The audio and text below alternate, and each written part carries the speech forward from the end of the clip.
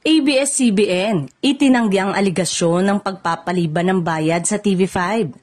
Ayon sa inilabas ng ABS-CBN na opisyal na pahayag ukol sa kumakalat na impormasyon na sinasabing ipinagpaliban ng network ang ilang bayad sa TV5 network o sa kumpanya.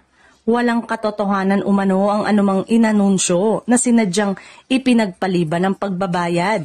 Ito ay malinaw na pagtanggi sa mga paratang na kumakalat sa social media at ilang balita.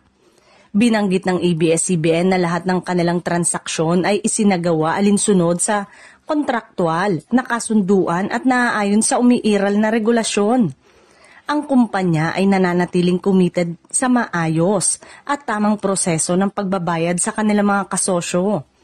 Tiniyak din nila na patuloy ang kanilang pagsunod sa mga obligasyon sa pananalapi at hindi sila nagkulang sa kanilang responsibilidad. Dagdag pa ng network, mahalaga sa kanila ang integridad at transparency sa lahat ng gawain.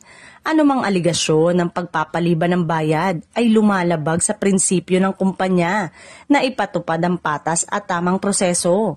Binanggit din ang paratang ay batay lamang sa espekulasyon at walang konkretong ebidensya. Sa gitna ng mga ulat at usapin sa social media, hinimok ng ABS-CBN ng publiko at ang kanilang mga kasosyo na huwag agad maniwala sa mga hindi kumpirmadong impormasyon. Pinayuhan nila ang lahat na mag-antabay sa opisyal na pahayag ng kumpanya para sa tama at maaasahang impormasyon. Sa huli, tiniyak ng ABS-CBN ang kanilang dedikasyon sa maayos na pakikipag-ugnayan sa kanilang mga kasosyo.